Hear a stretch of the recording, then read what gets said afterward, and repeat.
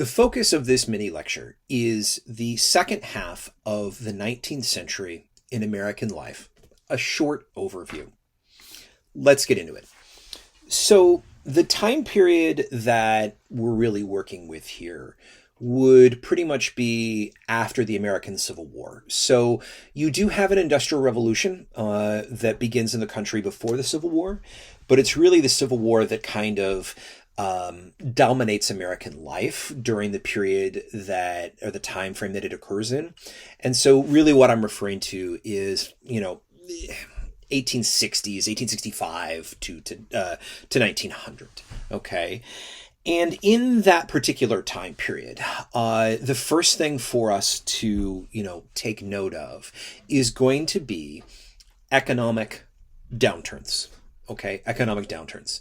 So many Americans, one of the things that they would have experienced if they're living in the country at this time is that with industrialization, with the connection of America to greater market economies and this kind of thing, and sort of the global economy, is you're going to see a number of economic downturns that are going to hit the country pretty hard.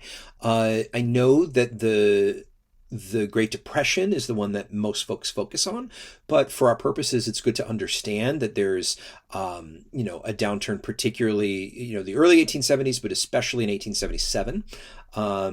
You have some work going on there, and then you have a fairly large downturn and a depression in the early 1890s. Both in the 1870s and in the 1890s, you're also going to see the rise of strikes. You're going to see unionization, which is another term for us. So unions or unionization. So as America industrialized, you saw the kind of the transformation of the nature of work for many people within different professions.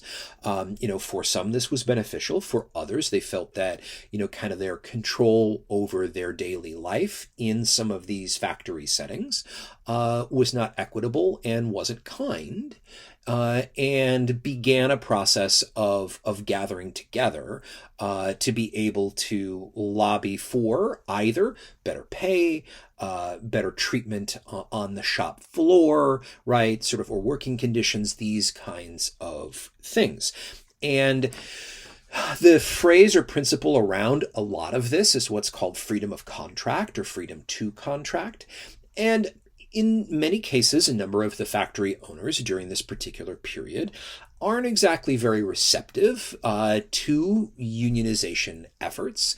And there is often an effort to demonize those who would sign up, those who would strike, those who would advocate for themselves in these cases. So you see fairly large strikes in the 1870s and again in the early 1890s.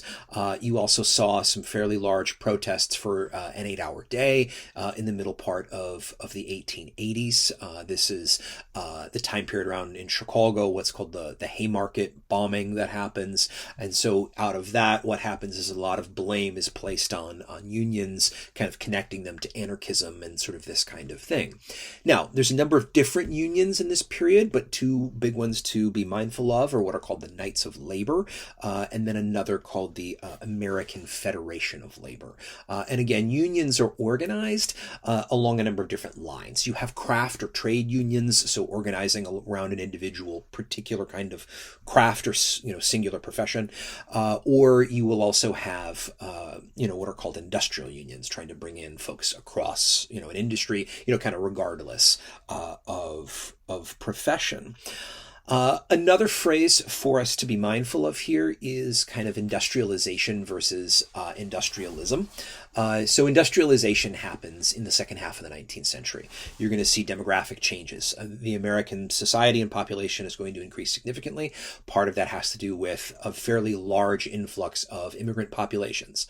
Although restrictions exist, particularly against individuals of Chinese ancestry, the later part of the 19th century, 1870s, particularly 1880s, 1890s, is typified, especially in major cities, of arriving immigrants. You will also see a number of internal migrants, as well as the effect of new technologies will transform the nature of farm work in some of the rural areas within American life. So industrialization, of course, is that process of transforming the nature of work itself.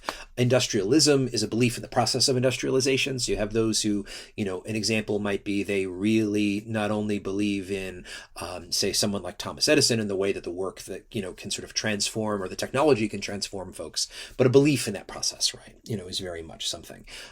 So again, you have urbanization, you have unions, you have immigration, you have this kind of industrialization versus industrialism kind of dynamic that is at work, and you also have economic downturns.